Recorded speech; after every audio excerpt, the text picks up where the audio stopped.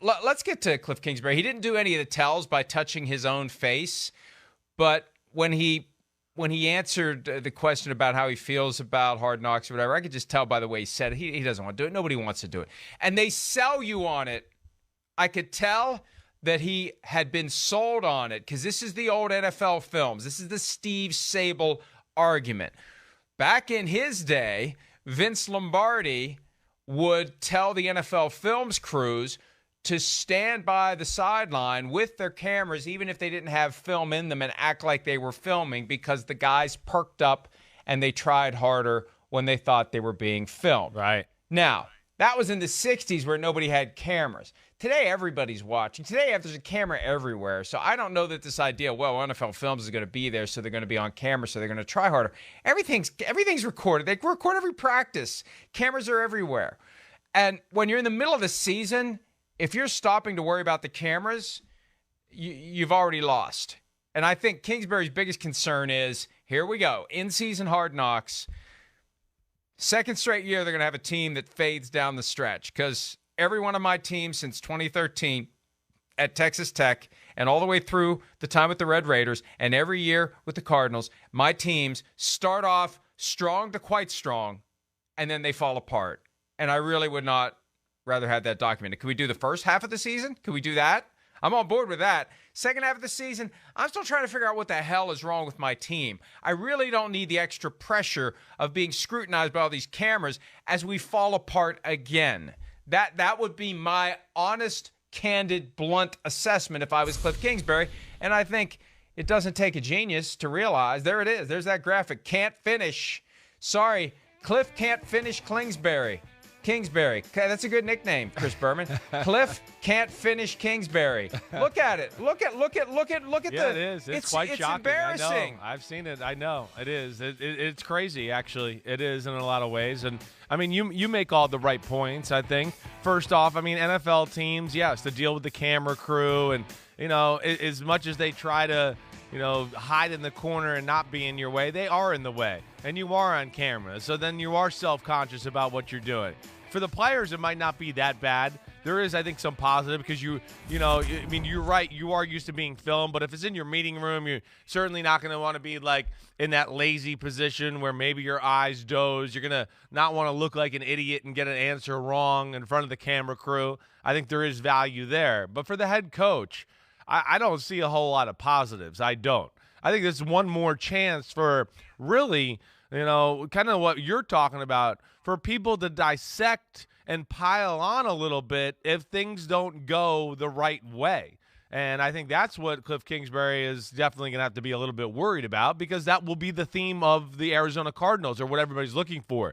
That what you're talking about. Oh, it's week 8. I mean, can't you hear the narrator? You know, and Cliff Kingsbury, he's had these great starts, and that becomes a thing. So now he's answering questions about it. And, of course, now if they do lose a game, you start to feel like, whoa, everybody's going to see this. Everybody's going to evaluate what we're doing in here. So I think it does add a little more pressure to the building maybe than not. That's for sure.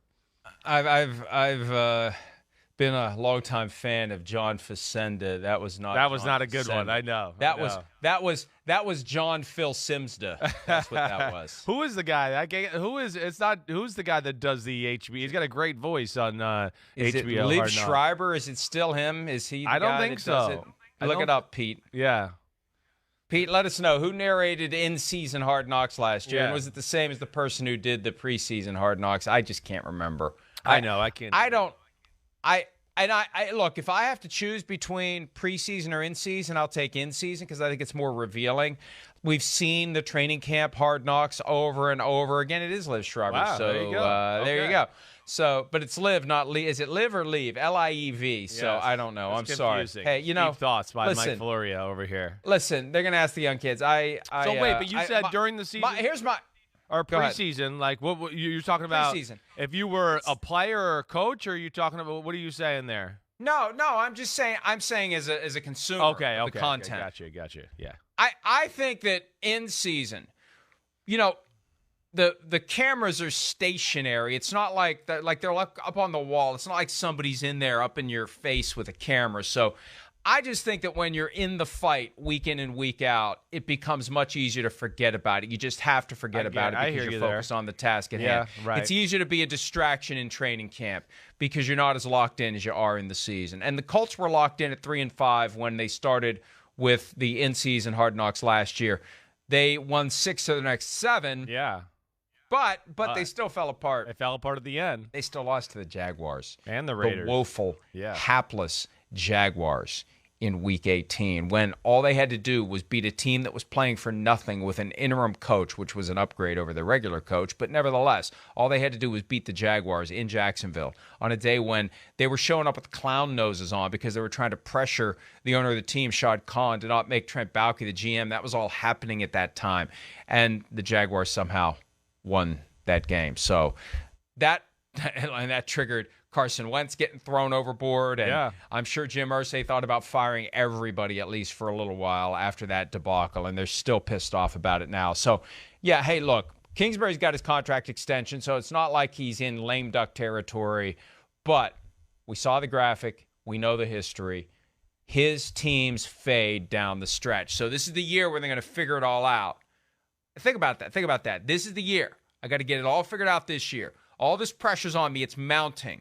This is year 10 of me as a head coach, and I've got to figure it out this year. I've got to do it. What? You're going to have the freaking cameras? What? Really? I really got to work. I really got to be focused. I don't want anything else on top of this pile of stress. And you're gonna have Hard Knocks. Yeah, I wouldn't want it if I was Cliff Kingsbury. No, I'm definitely not. It's a huge year. As we know for their football team. I mean, I think there's gonna be a microscope on them for sure.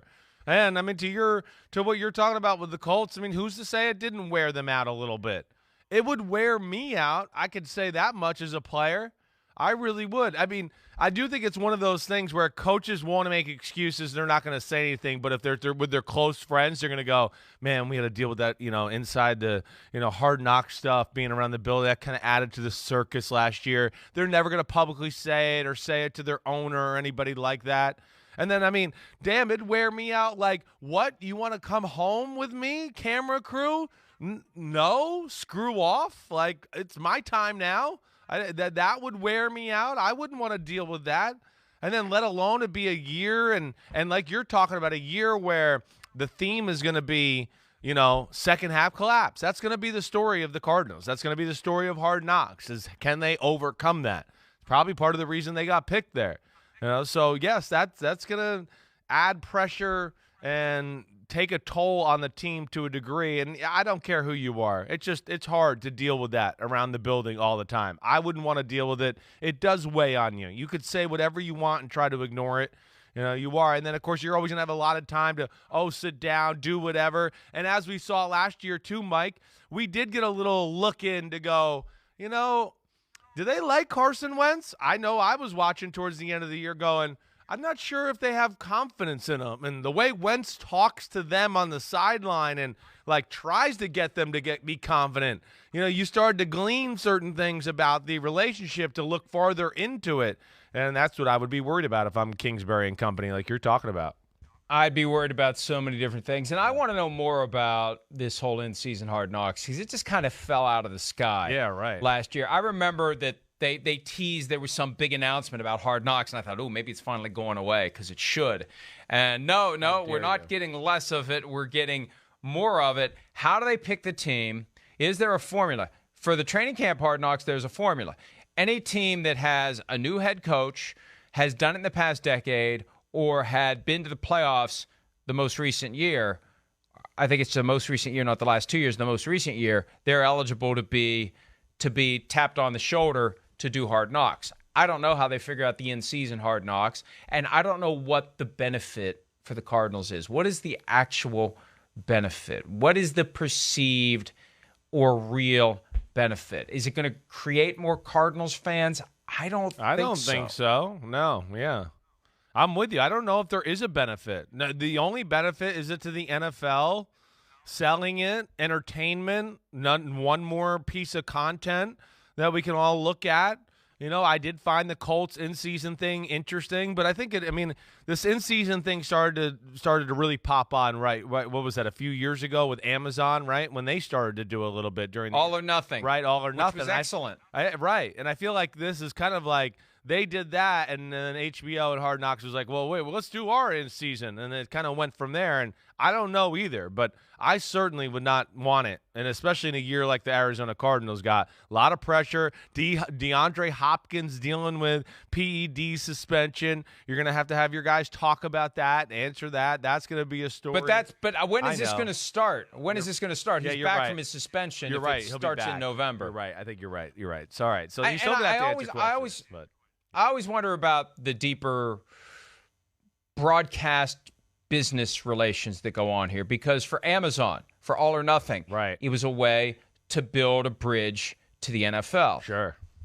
They stopped doing it during the pandemic, and they don't do it anymore. And relationship with Amazon cemented via Thursday Night Football.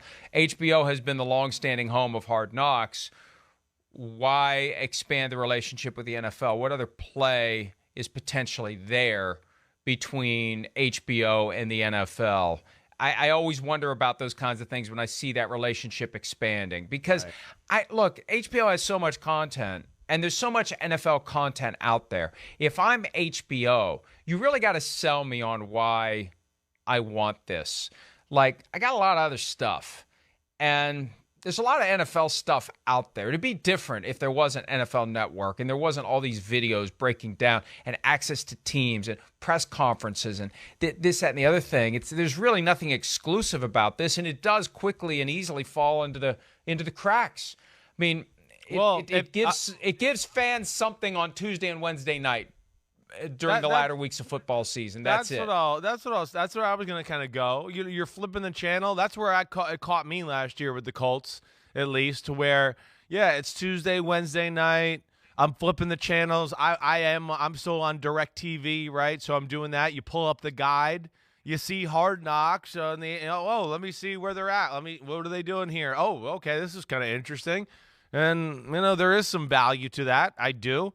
It is got a little bit of a different look and feel than the NFL channel type of stuff that we see on there. Hard Knocks, there is a little nostalgia, and they've done it for such a long time that, there's a way they do it to where you go, oh, okay, it's Hard Knocks. Here we go. So I did see some value in it. But I hear your point. I definitely do. Hi, I'm Mike Tirico, and thanks for watching. Make sure to hit subscribe for the latest news and highlights from NBC Sports.